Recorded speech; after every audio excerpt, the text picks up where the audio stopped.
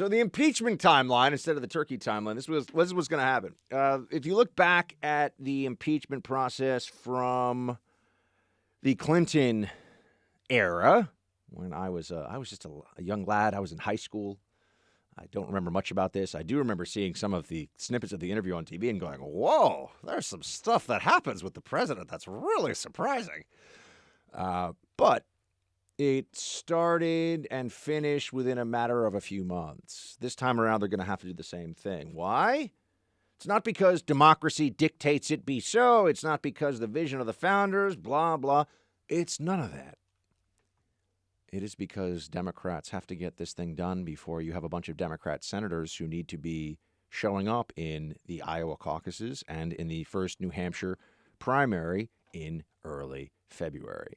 This thing has got to get done before that. Now, the question that I pose. So that's why they're trying to ram this thing through. They're going to have the report out maybe as soon as next week, I'm seeing. You're also going to have the Horowitz report scheduled. This is the report from within the Department of Justice looking into FISA abuse. We've already talked about this a little bit on the show. I believe it's December 9th or the 10th or the 11th, something like that.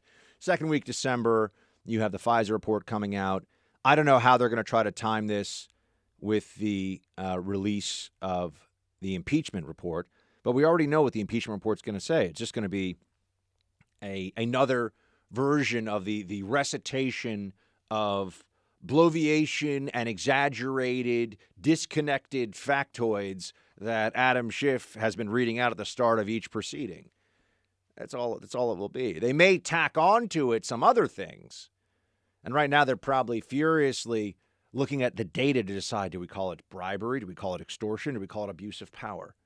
Abuse of power has the most leeway. It's not bribery and it's not extortion. So they can call it that, but now they're just making stuff. Now they're just crazy, which I guess they are, but that's a leap. Everybody knows that's a leap.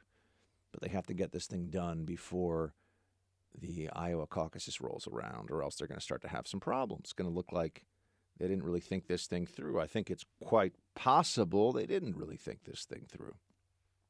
And that brings me to my main man, Cocaine Mitch, Senate Majority Leader Mitch McConnell. He and his Senate Republican colleagues will be in a position to drag, using the process, just like Democrats do, to drag the Democrats through an annoying, difficult stretch just to sort of show the country as much dirty laundry from the Democrat side as possible on all this. Get Hunter Biden out there, call Adam Schiff. I worry that this is where Republicans say, oh, well, Republicans in the Senate, will say, oh, well, we're through all that. We're too good to do that now. We're not going to do that. No. We are going into the 2020 election, my friends. This is an eye for an eye territory. This is time to make the Democrats live by the rules that they establish for all of us. And the only rule is that there are no rules when they have power. So maybe it's time they get a taste of their own medicine.